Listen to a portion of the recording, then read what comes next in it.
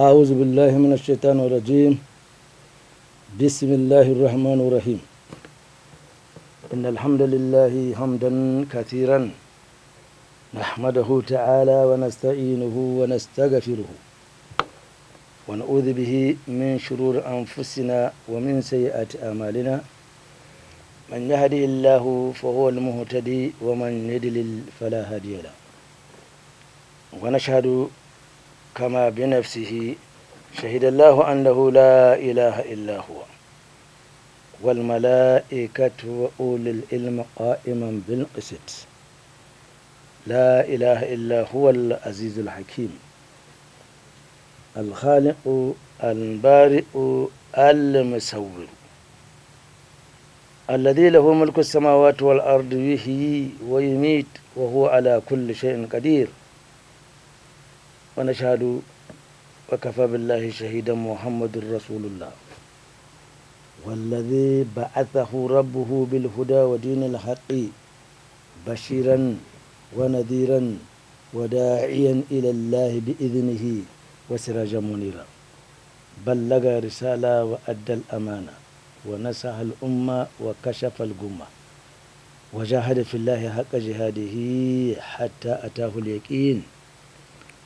ختم النبيين وإمام المجاهدين الذي لا ينطق عن الهوى إن هو إلا وحي يوحى علمه شديد القوى الذي جاء بكتاب عزيز لا يأتيه الباطل من بين يديه ولا من خلفه تنزيل من حكيم حميد. كتاب الذي من قال به صدق ومن عمل به أجر ومن حكم به عدل ومن دعا إليه فقد هدي إلى صراط مستقيم. هذا الكتاب كل من تمسك به وتمسك بسنة الذي جاء به فقد استمسك بالعروة الوثقى لا انفصام لها والله سميع عليم. فصلى الله تعالى على نبيه الكريم وعلى آله وصحبه ومن تبعهم بإحسان إلى يوم الدين. رب اشرح لي صدري ويسر لي أمري واحلل عقدة من لساني يفقه قولي. اللهم لا سهل إلا ما جعلته سهلا وأنت تجعل الهزن إذا شئت سهلا. فعلمنا ما جهلنا وذكرنا ما نسينا وزدنا علما. ثم أما بعد. السلام عليكم ورحمة الله وبركاته. Grâce soit rendue à Allah subhanahu wa ta'ala le clément, le tout miséricordieux, l'omnipotent, l'omniprésent, l'omniscient, l'infiniment transcendant, qui nous a permis une fois encore, par sa grâce, de nous retrouver autour de sa parole et autour de la parole de son prophète Mohammed sallallahu alayhi wa sallam vers la fin de ce mois Shawwalin, où à titre de rappel, nous savons que le prophète sallallahu alayhi wa sallam a recommandé de poursuivre le jeûne du mois de Ramadan dans ce mois de Shawwal pendant 6 jours. À titre de rappel, nous sommes à peu près à la moitié. Alors pour ceux qui jusque-là n'ont pas pu accomplir ces 6 jours, nous leur rappelons de s'y mettre. Pour ceux qui n'ont pas encore commencé, le temps passe et le temps n'attend personne. Nous avons intérêt à nous y intéresser à ce jeûne dans la mesure où, au dire du prophète Mohammed sallallahu alayhi wa sallam, quiconque aura poursuivi son jeûne du mois de Ramadan pendant 6 jours dans le mois de Shawwal, ce mois dans lequel nous sommes, eh bien le prophète sallallahu alayhi wa sallam nous dit que c'est comme s'il a jeûné toute l'année. Il a été arithmétiquement démontré que le mois de Ramadan comptant pour 30 jours, certes, nous en avions accompli seulement 29. Mais Allah, l'infiniment gracieux, Allah subhanahu wa ta'ala nous accordera le bénéfice du 30e jour parce que telle était notre intention au départ de jeûner soit 29 jours ou soit 30 jours. Alors en islam, l'intention compte beaucoup. Innamal a'malu binniyat. Allah subhanahu wa ta'ala est meilleur connaisseur que nous, que si le croissant n'avait pas été aperçu dans nos environnements. Et c'est un autre débat inutile que beaucoup de Nigériens en tout cas font. Ils se plaignent que chaque année nous faisons 29 jours, toujours 29 jours. Et alors, telle n'était pas notre intention. Au dire du prophète sallallahu alayhi wa sallam, il nous a dit, si vous voyez le croissant, début du mois de Ramadan, eh bien, arrêtez et commencez à jeûner. Si à la fin, vous avez aperçu le croissant, que ce soit au 29e jour ou au 30e jour, arrêtez. Dans notre cas, nous avons commencé après avoir aperçu le croissant. Nous n'avions pas arrêté avant de l'avoir aperçu. Donc il n'y a aucun débat à faire, il n'y a aucune crainte à faire. Allah subhanahu wa ta'ala, au vu de sa miséricorde que nous qualifions toujours d'infini, il nous accordera le bonus du 30e jour. Donc nous avons 30 jours bien sonnés, accomplis pendant le mois de Ramadan. Maintenant, nous ajoutons 6 jours dans ce mois Shawwal. Alors, nous avons 30 et 6, ça fait 36 jours. Par principe coranique, Allah, dans son infinie miséricorde, a décidé d'accorder ou d'appliquer le coefficient de 10% sur toute bonne action. C'est Allah qui le dit, Man ja'a bil hasanati falahu ashar amthalaha. Quiconque aura accompli une bonne œuvre, eh bien Allah subhanahu wa ta'ala ne va pas seulement créditer son compte de cette seule action. Non, Allah est clément et miséricordieux. Il a réservé un certain nombre de coefficients quantificateurs qu'il applique selon les chapitres des œuvres salutaires. Alors, dans le verset, il dit, quiconque aura accompli, Allah subhanahu wa ta'ala la lui multipliera par 10 avant de la déposer dans son compte. Nous avons 36 auxquels on applique le coefficient 10, ça nous fait 360. C'est comme si nous avons jeûné 360 jours, l'équivalent de l'année. C'est ce que cela veut dire.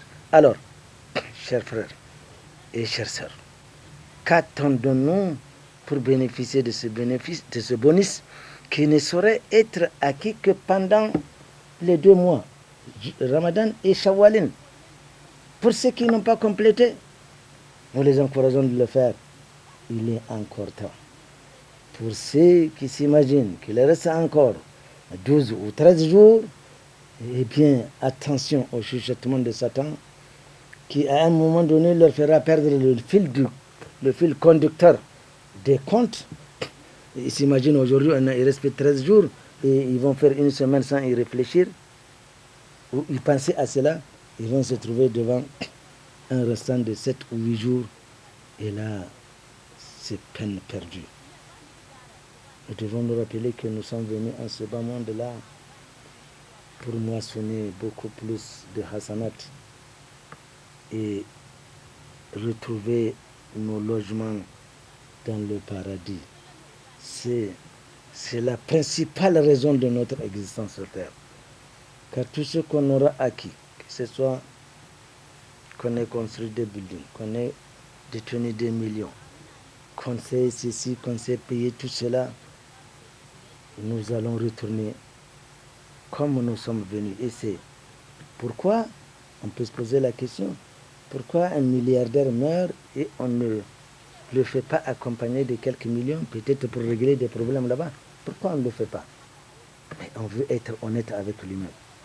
Parce que lorsqu'il est venu dans ce bas monde, il n'avait pas un franc CFA dans sa main, ou $1, une naira, un CD, etc., etc. Il retourne comme il est venu. C'est-à-dire que les choses de ce bas monde n'appartiennent qu'à ce bas monde. Mais un bon traitement vous permet de vous retrouver dans les meilleures conditions dans l'au-delà. Alors, à titre de rappel, parachevons ces 6 jours si nous n'avons pas déjà fait. Et capitalisons ce que le mois de Ramadan nous a appris.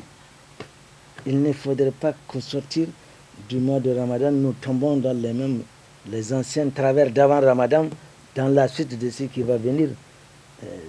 Nous avions appris un certain nombre de valeurs, alors sachons les avoir en nous-mêmes, afin que toutes ces valeurs constituent le nouveau mode de notre façon de vivre, c'est-à-dire dans la voie qu'Allah subhanahu wa ta'ala aime et agrée.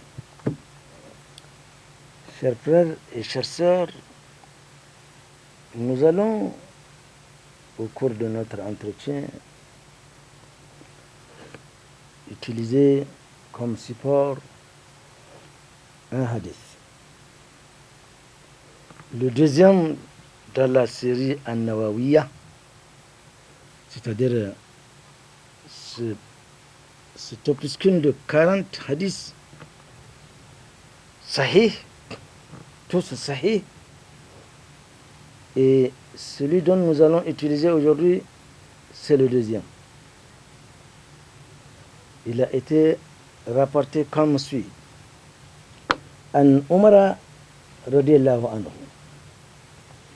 بينما نحن جلوس عند رسول الله صلى الله عليه وسلم ذات يوم إذ طلع علينا رجل شديد ثواب بياض الثياب شديد سواد الشعر لا يرى عليه أثر السفر ولا يعرفه منا أحد حتى جلس إلى النبي صلى الله عليه وسلم فأسند ركبتيه إلى ركبتيه ووضع كفيه على فخذيه وقال يا محمد أخبرني عن الإسلام.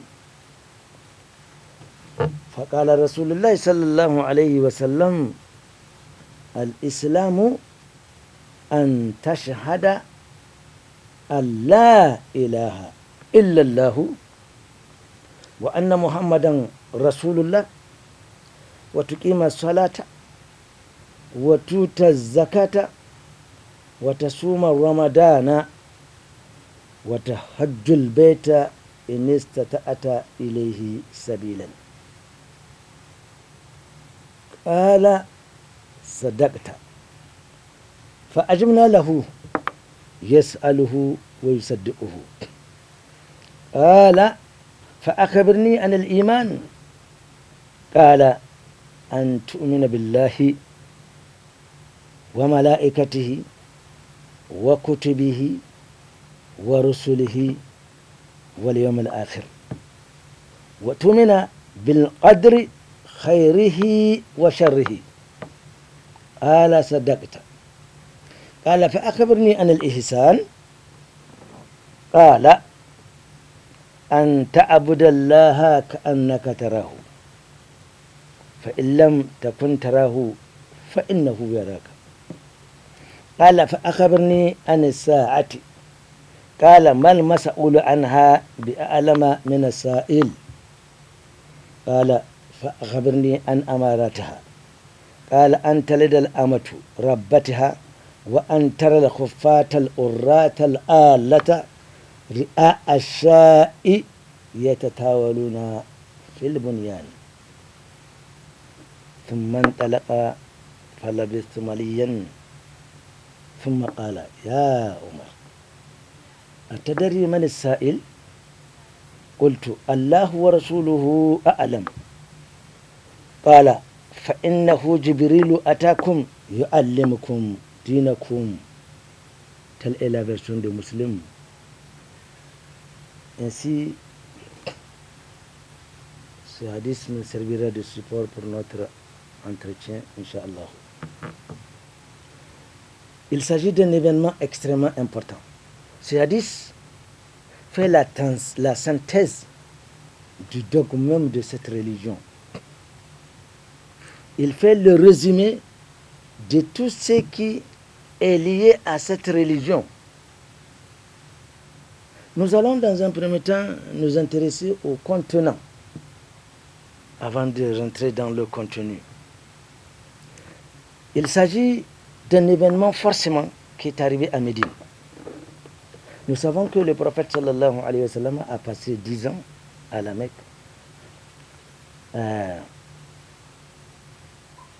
Le prophète sallallahu alayhi wa sallam a quitté la Mecque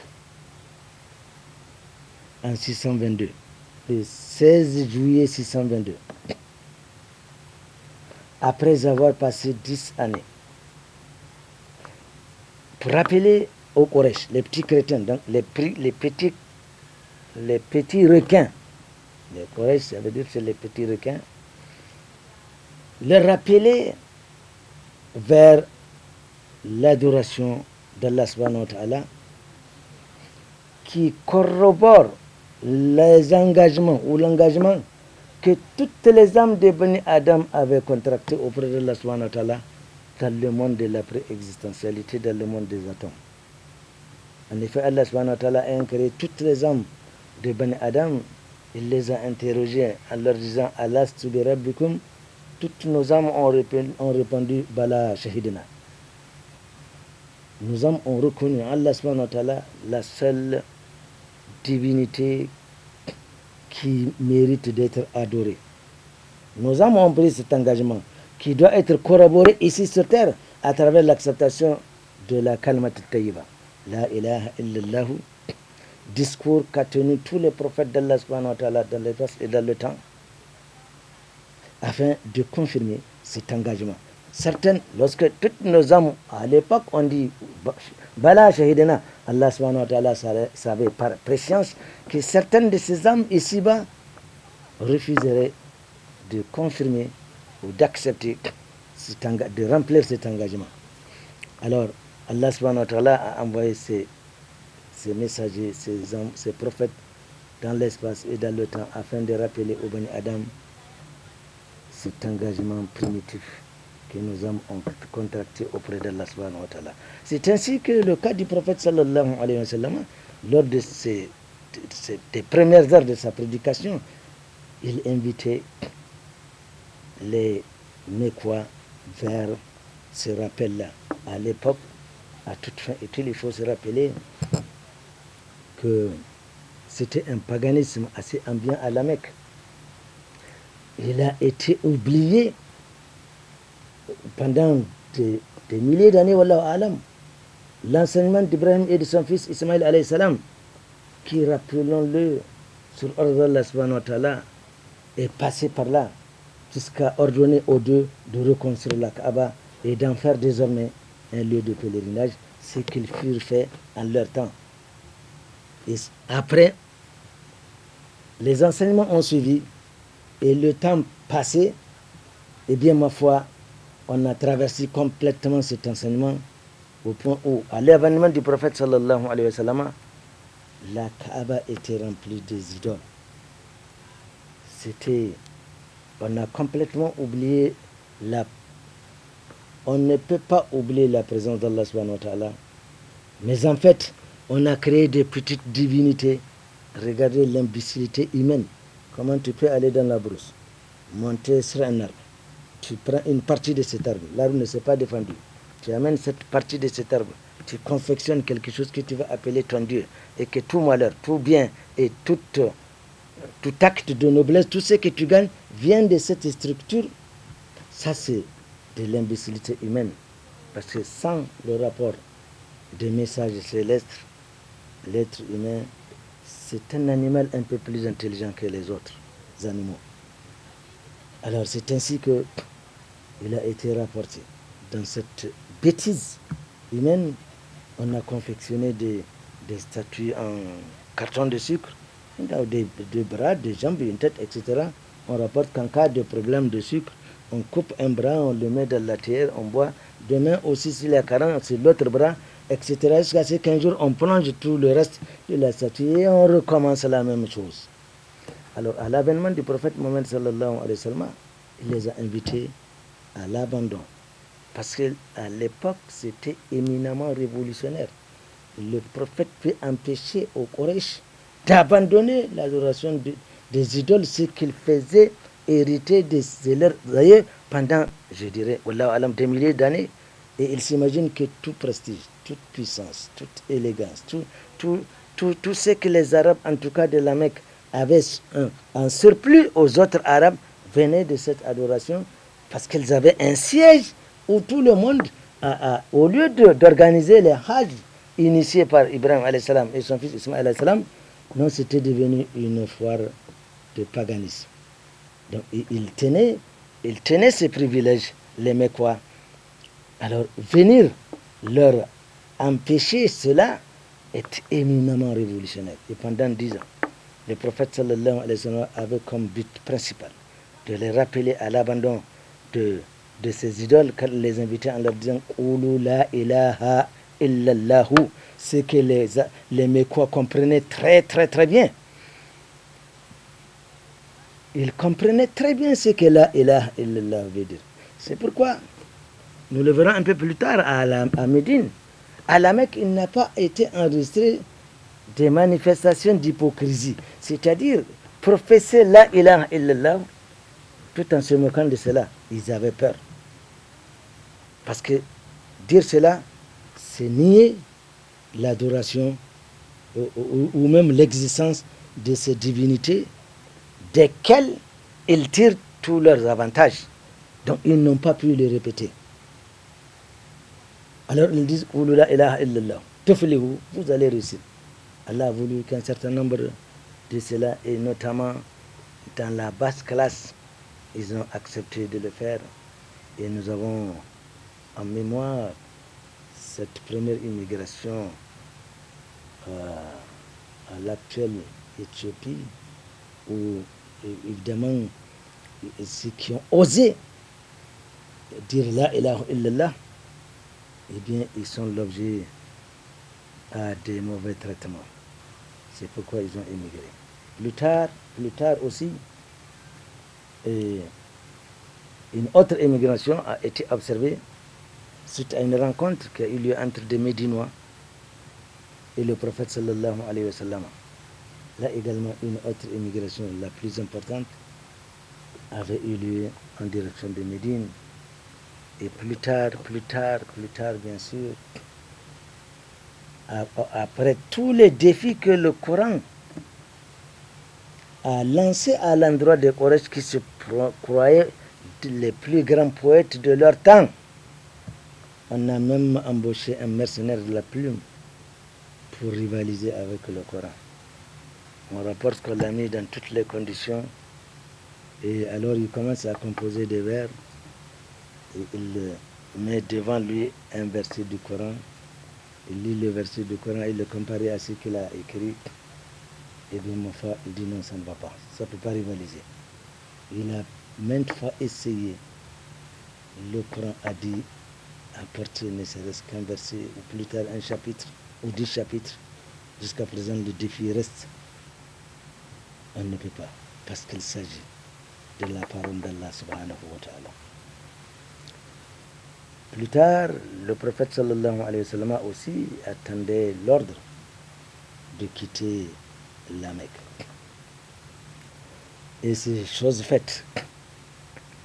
Et il décida de faire ce voyage avec Abu Bakr, son ami d'abord, son compagnon ensuite, son beau-père ensuite. Alors, avant cela, les Quraysh vaincus par la puissance de l'argument du Coran, et ils ont constaté qu'ils ne peuvent pas défier le Coran. Alors ils décidèrent, après moult réflexions, d'arrêter le prophète sallallahu alayhi wa sallam. Il y a eu une réunion à Dar al-Nadawa où on a enregistré la présence d'un vieux qu'on appelle le vieux de Najd, qui n'est autre que Satan la'anatullahi alayhi, qui s'est transformé en un vieillard, qui est venu lui aussi assister à ce meeting, dans cette, comment on appelle ça aujourd'hui, Fada, n'est-ce pas? Alors au cours de cette réunion, il y a eu des propositions. Certains ont dit enfermer le prophète sallallahu alayhi wa sallam, comme ça il ne peut plus s'en sortir. Mais le vieux de Najd dit, mais comment alliez-vous faire cela? Si jamais vous le faites, et ceux qui sont hors de la Mecque risquent de préparer et soulever une armée très puissante pour venir vous l'enlever. Je pense que ce n'est pas la meilleure solution.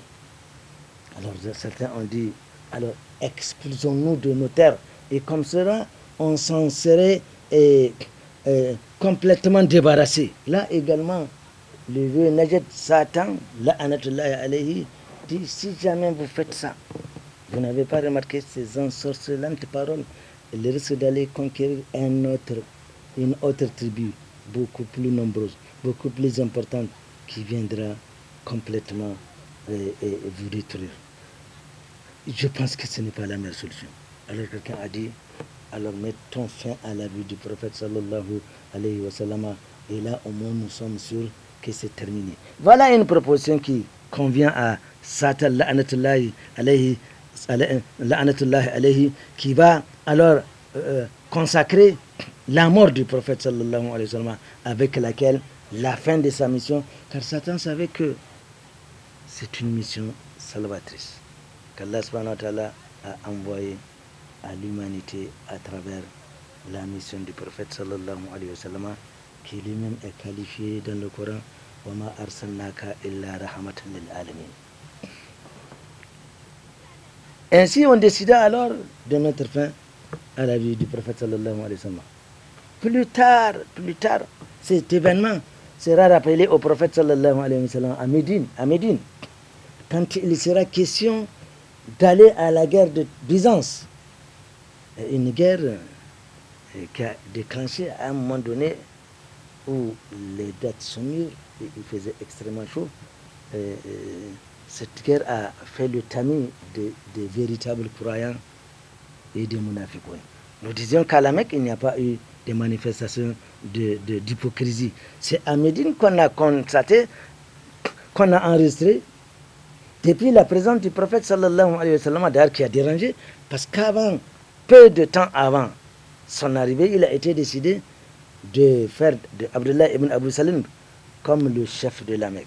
L'arrivée du prophète sallallahu alayhi wa sallam dérangeait cet ordre-là, et depuis lors, il est devenu le patron des hypocrites, c'est-à-dire qui professe la kalimat shahada, l'attachement à cette religion.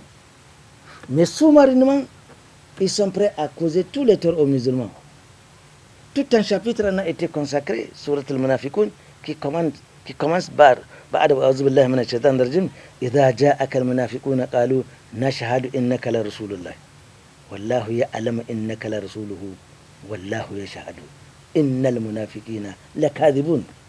Ils professent la foi, ils vont venir, nous attestons que tu es le prophète, mais à l'intérieur, dès qu'ils tournent le dos, ils cherchent à créer des problèmes aux musulmans.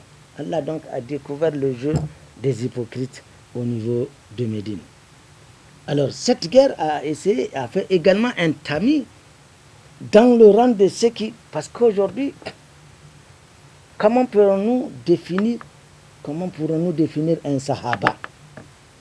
Le sahaba, eh bien c'est celui qui était contemporain au prophète sallallahu alayhi wa sallam, qui a vu le prophète sallallahu alayhi wa sallam, qui a accepté l'islam dans toutes ses formes et qui a vécu dans la même condition jusqu'à sa mort qu'il est décédé avant le départ du prophète sallallahu alayhi wa sallam. Après, ce sont ceux-là qu'on appelle les sahaba.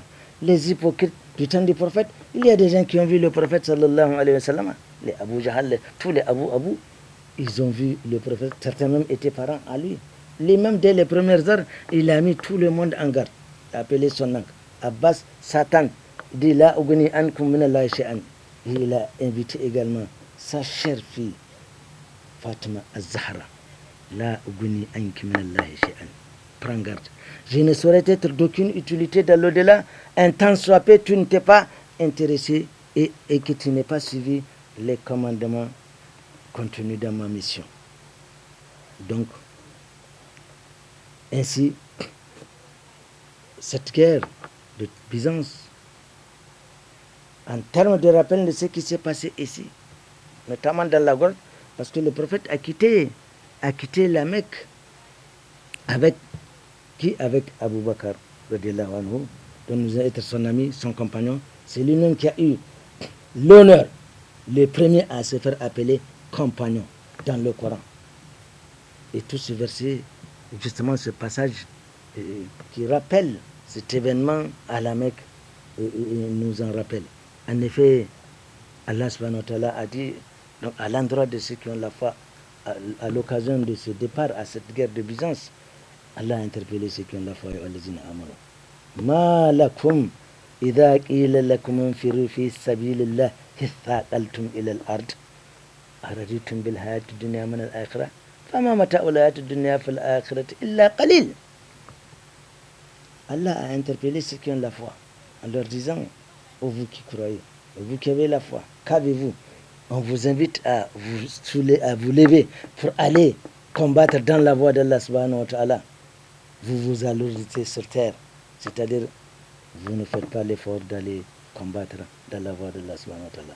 Allah leur demande, araditum bil hayati dunya min al-akhirah, auriez-vous choisi ce bas monde par rapport à l'au-delà? Comment mata'ula? Qu'est-ce que c'est que ce bas monde par rapport à l'au-delà? Cela est une leçon valable pour tout le monde. Ce bas monde n'est rien du tout qu'un éphémère plaisir. Vous avez beau détenir tous ces pouvoirs, si vous ne les laissez pas, eh bien ils vont vous laisser, quel que soit votre attachement. C'est les biens que vous avez amassés dans ce bas monde, vous allez les laisser. Bon Dieu, l'être humain est têtu. Nous ne pouvons pas comprendre cela, que nous n'avons que très peu de temps pour vivre. Et sur cette terre, c'est là où nous préparons à Dunya Mazra'atul Akhira. Ce bas monde, c'est le champ de l'au-delà. On sème ici, on laboure ici, mais les récoltes auront lieu dans l'au-delà. Et chacun récoltera ce qu'il a semé. Jamais sur terre, vous n'avez pas semé du maricot et que vous avez récolté du haïs. Vous n'avez pas semé du maïs et que vous avez récolté de l'arachide. Non, vous ne récolterez que ce que vous avez semé. Rien que ça pourrait inquiéter les initiés.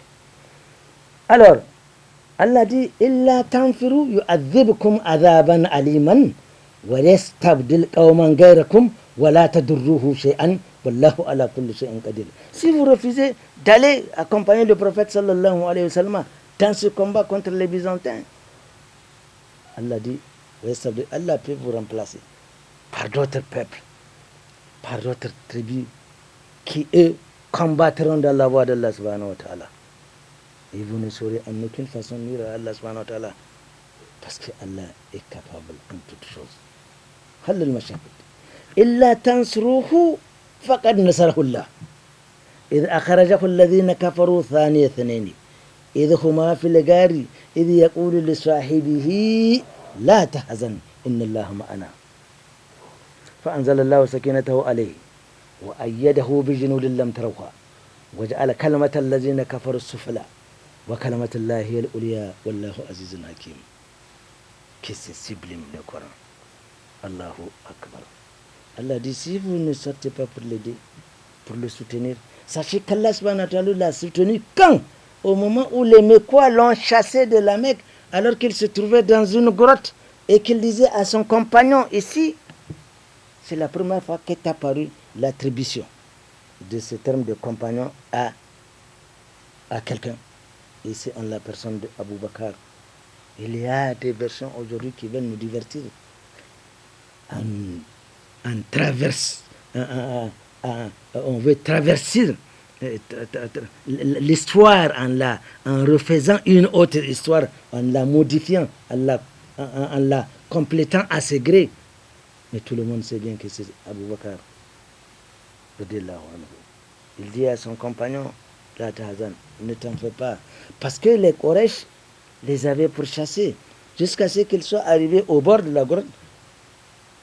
Les deux les apercevaient, mais eux, par la grâce d'Allah subhanahu wa ta'ala, on raconte qu'une araignée est venue faire construire juste des toiles, etc., etc. Il y a eu des événements qui se sont produits. Nous n'allons pas nous y attarder.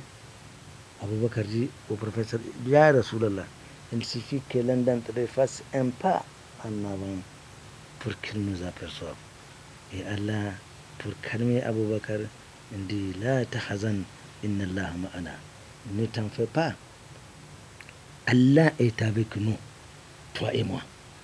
Ici, dans des conditions difficiles, voyez ce que le prophète sallallahu alayhi wa sallam a dit. Inna Allah ma'ana. Allah est avec nous, lui et son compagnon Abu Bakr radiyallahu anhu. Devant une telle situation que nous pourrions projeter ailleurs, quand nous voyons Moussa alayhi salam pourchassé par l'armée de Pharaon, s'aventurant sans le savoir vers la mer.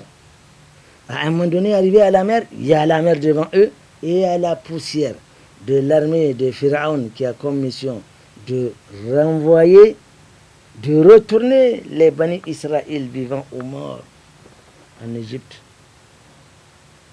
Voilà le dilemme dans lequel ils se trouvent. Devant eux, il y a la mer, derrière eux, il y a l'armée. Alors, les grandes gueules ont commencé à dire, voilà Moussa, tu nous as entraînés dans cette folle aventure. Comment veux-tu qu'on fasse? Nous avons la mer ici. Et il y a des enfants, des femmes, des vieillards, peut-être même certains ont accouché chemin faisant, etc. Tu nous as entraînés dans cette aventure. Maintenant, ils vont nous rattraper. Cette vidéo nous a été également projetée dans le Coran.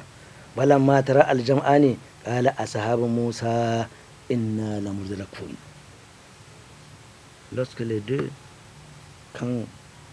commencent déjà à s'apercevoir, les grandes gueules d'Israël disent, c'est fini, ils vont nous rattraper. Moussa, tu nous as entraînés dans cette folle aventure, tu ne savais pas qu'on se dirigeait vers la mer, etc., etc. Et Moussa alayhi salam, ferme dans sa voix, dans sa foi, il dit, Kalla, innama'i rabbi sayhadin. Ne dites pas ça. Je suis avec mon Seigneur. Je voudrais qu'on fasse la différence entre ce que le prophète sallallahu alayhi wa sallam a dit là-bas. Inna Allaha ma'ana. Allah est avec nous. Ici, Moussa alayhi salam, sachant le caractère controversiste, le caractère sulfureux des Bani Israël, pardon, il n'a pas voulu les associer dans la foi qu'il anime vis-à-vis de son Seigneur. Il a dit, Innama'i Rabbi Sehadi. Je suis avec. Il a dit, taisez-vous. Je suis avec mon Seigneur, il va me diriger.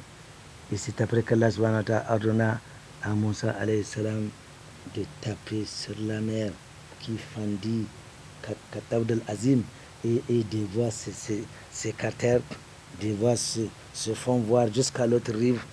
Et c'est comme ça que les Bani Adam furent sauvés. En fait, Halal Mashahid, nous voulons ici faire remarquer que Moussa alayhi salam a dit Innama'i, c'est comme s'il est seul, il sait, Bani Israël, comment ce peuple est. Mais là, le prophète a dit Inna Allah ma'ana, Allah est avec nous. Et c'est ainsi donc qu'ils furent à Médine. Ainsi, arrivé à Médine, le prophète sallallahu alayhi wa sallam a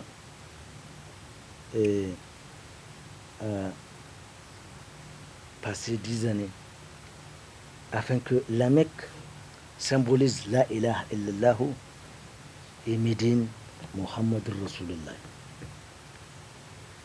C'est à Médine que beaucoup d'événements se sont produits. Le discours évidemment change. Ici à la Mecque on dit Ya Yohannas, quant au discours médinois, Ya ayyuhalladhina amanu.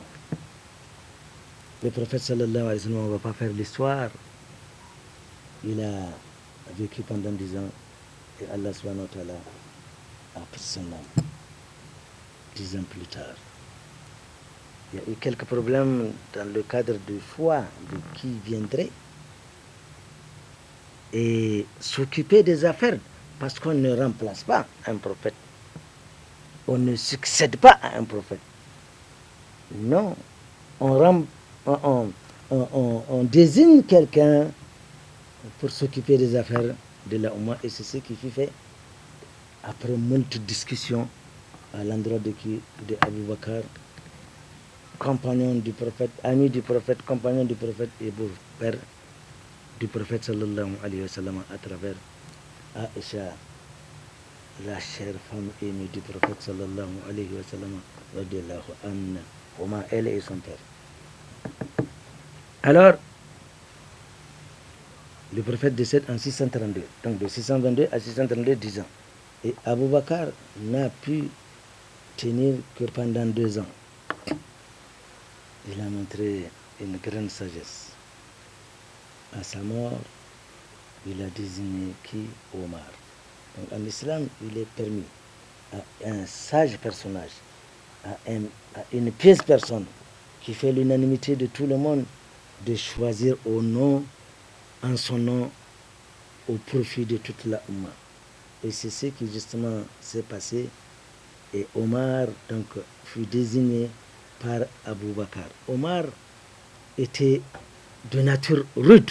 Autant Abu Bakr était de nature assez paisible, beaucoup plus tolérante, autant ce n'est pas le cas de Omar qui, par nature, il était violent. Alors les compagnons ont demandé, les musulmans ont demandé à Abu Bakr avant sa mort, mais tu vas nous laisser à Abu Bakr, et tu sais bien qu'il est très rude dans son comportement, etc., etc. Abu Bakr dit, je dirai à mon Seigneur Allah subhanahu wa ta'ala que je les ai laissés les meilleures raisons. Omar, qui a rapporté justement ce hadith, donc qui est dès les premières heures, on ne va pas raconter son islamisation, etc. Tout ça, ça va nous prendre beaucoup de temps. C'est Omar, c'est lui-là même, qui lui était Amir al-Mouminin. Il a vécu dans son amirat pendant 10 ans, de 632 à 630. Donc de 600, Omar, Abu Bakr a commencé de 632 à 634, jusqu'à 634, donc il a fait 2 ans. Et Omar a fait 10 ans de 634 à 644. C'est ce Omar-là qui ici a rapporté donc ce hadith dont il est question. Qui était Omar? Il faisait également partie des tout premiers qui ont accepté l'islam. Donc il était un des premiers compagnons, mais également, il était également le beau-père du prophète sallallahu alayhi wa sallam à travers sa fille Hafsa. C'est donc dire que le contenant de ce hadith nous renvoie à cette image que malheureusement nous ne disposons pas. Parce qu'imaginez, par hasard, ou que selon l'évolution de la technologie, et ce qui n'était pas le cas en espèce, parce qu'il est en train en ce moment de circuler une vidéo qui a démontré scientifiquement, intelligemment, mettez toutes les disciplines possibles que le Coran ne peut pas être la parole du prophète sallallahu alayhi wa sallam.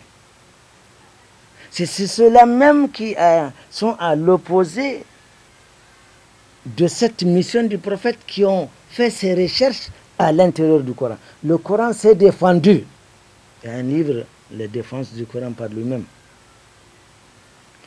Devant aujourd'hui le développement de la science et au regard de ce qu'on retrouve à l'intérieur des valeurs contenues dans le Coran, où nous retrouvons toutes ces sciences modernes qui ne sont évidemment découvertes que 1400 ans après, comment peut-on comprendre qu'à l'époque, toutes ces sciences-là venaient de quelqu'un qui se...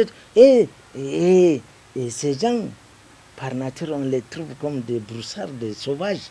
Ils font la vendetta, ils ne savent rien que tuer, etc. Comment alors peut-on admettre que tout cela vienne de quelqu'un? Aujourd'hui, les musulmans n'ont pas besoin que ceux qui ne sont pas musulmans croient au Coran, on n'en a pas besoin de leur croyance. Mais c'est du tant pis pour eux. L'expérience est là pour démontrer, pour les rappeler une fois encore qu'il y a une puissance au-dessus de tout ce qu'on peut appeler aujourd'hui puissance ici sur terre. On conçoit qu'il existe une puissance. On refuse d'accepter que c'est Allah subhanahu wa ta'ala. Mais on admet que tout ce qui nous environne ne peut pas jaillir de rien. Rien n'est jailli de rien. Ainsi, et toutes ces sciences développées, des questions ont été répondues qui confirment que le Coran, c'est la parole d'Allah subhanahu wa ta'ala. Alors, du temps de Omar, il était dur, il était juste. Il a l'habitude de dire, un chef doit être dur sans être injuste. N'est-ce pas? Il doit être dur sans être injuste. C'est-à-dire il y a un acte, une loi qui est là. Et des exemples ont été donnés, été prêchés par le prophète sallallahu alayhi wa sallam. Quand il était question d'un vol commis par une femme de noblesse, et on a voulu, après que le verset est venu trancher, que quiconque vole, voilà ce qu'il doit lui être fait. Et alors on vient, on négocie le prophète, on négocie le prophète à travers Oussama bin Zayd, le fils de Zayd bin Harissa, ce fils que le prophète il aime, c'est le fils de son fils adoptif, de son ex-fils adoptif. Et alors on l'envoie pour, n'est-ce pas, négocier. Ah oui, va voir le prophète, celle-là c'est une femme de la classe noble, c'est vrai, bon, elle a volé, va. Le prophète sallallahu alayhi wa sallam est rentré dans une colère rouge et est monté sur le mimbar. On dit bien des gens qui vous ont dépensé ont été punis à cause de leur injustice. Quand un de leurs, un noble, commet une faute, on l'épargne de la punition. Mais quand un pauvre, si il commet une erreur, eh bien on lui applique la foi.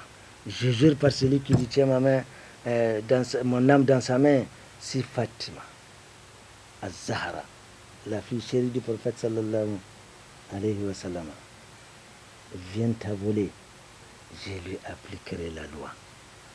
Et l'exemple donc étant prêché par le prophète sallallahu alayhi wa sallam, Omar a été intraitable.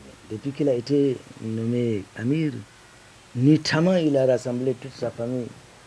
Il a fait une belle mise en garde. Ne vous croyez pas aujourd'hui, vous êtes de la famille de Amir Mouminin. Ah!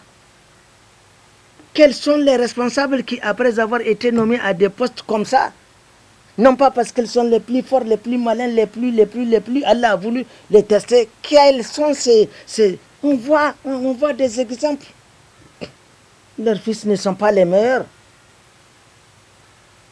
Omar leur dit, gardez-vous de vous imaginer et d'avoir des cornes sur la tête en vous disant que oui, vous êtes maintenant de la famille d'Amir, vous êtes libre de vous. Et on a connu dans l'histoire ces responsables qui ont laissé leurs enfants traîner dans... ils font ce qu'ils veulent. Ils font tout ce qu'ils veulent. Subhanallah. Alors il a fait une belle mise en garde. Et c'est comme ça. Pendant les 10 années, Omar a conquis beaucoup de terres. Omar était très hostile contre lui-même d'abord. Parce que si tu veux la justice, applique-la d'abord contre toi-même. Ne commets pas de l'injustice. On a connu dans ce pays un régime que je me garde de prononcer, où l'austérité a commencé par soi-même. Elle s'est aussitôt répandue sur toute sa famille. Et vous croyez qu'il fera cadeau à quelqu'un d'autre? Mais si vous savez que vous avez commis de l'injustice, vous laissez vos proches commettre des injustices, comment voulez-vous justifier que les autres ne le fassent pas? Et chacun rendra compte, Wallah, acte par acte, de tout ce que chacun a commis. Je pense qu'il ne faut pas juger les gens. Laissez Allah le faire. Les jours où il va dresser son tribunal de dernière instance, dont nous aimons trop souvent rappeler, où aucune injustice ne sera... personne ne fera l'objet de la moindre injustice. En tant que responsable, Omar ibn Khattab, radiallahu anhu, il a été rapporté des récits. Il faisait la ronde, lui-même notamment, afin de savoir est-ce que tout le monde, est-ce que la paix règne? Un responsable n'est pas fait pour se claustrer chez lui. C'est comme si vous prenez un maire. Le maire n'est pas fait pour rester dans son bureau. C'est pas de là-bas qu'il va téléguider. Non. Un responsable. Khadim Nas. Non. Amir Nas Khadimhu. Le responsable de la communauté, c'est lui le serviteur de cette communauté et non l'inverse. Aujourd'hui, c'est à quoi nous assistons. On vous nomme quelqu'un, c'est fini. Vous êtes ministre, vous êtes ceci, ça y est, vous restez dans votre bureau, vous commandez à donner, vous commencez à donner. Non. Chacun a une responsabilité. Si vous êtes dans l'environnement, allez-y en plus. Si vous êtes un docteur, allez-y dans les lieux de santé et regardez qu'est-ce qui se passe. Est-ce qu'il y a de l'injustice? Est-ce que les infirmiers sont là? Est-ce qu'ils font leur travail? Mais vous restez cloîtrés dans vos chaises climatisées et c'est fini. Toujours on change de... Non. Allah vous demandera des comptes. Wallahi tallahi. Qui aime bien, châtie bien. Si vous êtes nommé, c'est pas parce que vous êtes plus que tout le monde. Non, Allah a voulu que les choses en soient ainsi. Et vous aurez des comptes par rapport à cela à rendre. Donc, il y a beaucoup de récits qui tournent autour de l'histoire de Omar bin Khattab radiyallahu anhu. C'est lui-là même qui a rapporté ce somptueux hadith qui fait la synthèse de toute cette religion qu'est l'islam. Omar, après 10 ans, il a été tué par... Il a été assassiné par Abu Lu'lu'u al-Majusi. C'est quelqu'un qui a été mandaté en tant que mercenaire pour mettre fin à la vie de Omar. Omar, on ne lui reproche rien. Il a l'habitude d'aller hors Médine, sous un arbre, au moment où il était puissant, se coucher tout seul. Le roi de Rome, ayant appris les prouesses que Omar a eues pendant son amirat, on ne parle que de lui dans le monde entier. Il a vaincu tous les empires qu'on a connus. Alors il a dépêché quelqu'un pour aller voir qui c'est ce Omar-là. Alors le monsieur est venu, il est rentré à Médine, il a rencontré quelqu'un et dit mais où est votre chef? Le compagnon dit ah moi je ne sais pas. Il était surpris de voir qu'un civil ne sait pas où se trouve son chef, ce qui n'est pas le cas chez eux là-bas. Il interroge une deuxième personne qui lui dit écoute, il se peut que tu le trouveras derrière cette montagne-là, il faut peut-être aller voir, il arrive souvent et il va sous un arbre. Omar bin Khattab, son petit bâton à la main, où il corrige les erreurs que commettent les gens dans les actes. Il observe Omar endormi, tout seul, sans garde. Sans garde. Un grand frère, un petit frère a l'habitude de dire on ne garde pas l'âme. L'âme, on ne peut pas la garder. On ne saurait garder que le corps. Je fais allusion au petit frère Falalou qui dit L'âme, on ne peut pas la garder. Non, c'est le corps qu'on garde. On a beau traîner avec tous ces chars. Mais quand l'ange de la mort arrivera, personne ne peut s'opposer. Personne ne saurait s'opposer à ce qu'elle vienne prendre l'âme. Vous avez le corps devant vous. C'est le corps que vous défendez. Mais l'âme, vous ne savez même pas où elle est. Allah nous dit dans le Coran. Et ولو كنت في بروج مشيدة voilà ولو كنت في بروج مشيدة l'ange de la mort viendra vous prendre sans que personne ne saurait faire obstacle à cela. C'est ainsi que Abu Lu'lu'u, ce mercenaire iranien, Majousi, adorateur du feu, était venu mettre fin à la vie de Omar al-Khattab. Et c'est justement cet Omar-là qui nous a rapporté ce somptueux hadith qui fait la synthèse de notre religion, l'islam. Nous voyons bien que la scène donc s'est passée, comme nous disions au début, à Médine.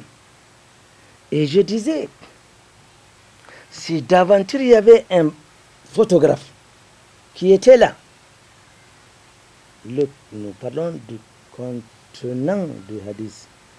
À l'intérieur, il y a le prophète sallallahu alayhi wa sallam, avec lui ses compagnons, et arrive un mystérieux personnage que personne ne connaît, qui ne souffre d'aucune difficulté de transport ou de voyage.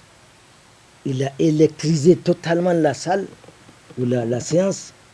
Personne n'a pu s'opposer à ce qu'il s'approche du prophète sallallahu alayhi wa sallam, jusqu'à ce qu'il vienne coller ses genoux aux genoux du prophète sallallahu alayhi wa sallam et lui poser un certain nombre de questions que nous allons voir dans le contenu maintenant du hadith, comme nous le disions.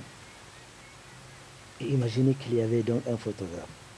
Ou si la technique était développée à l'époque, qu'il y ait une vidéo qui circule où on va apercevoir le prophète sallallahu alayhi wa sallam.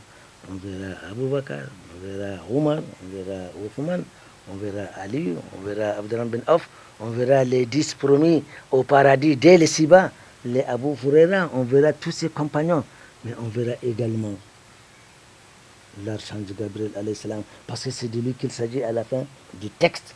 Nous découvrons qu'il s'agit de l'archange Gabriel alayhi salam qui est apparu sous une forme humaine. Allah a dépêché un certain nombre de missions pareilles.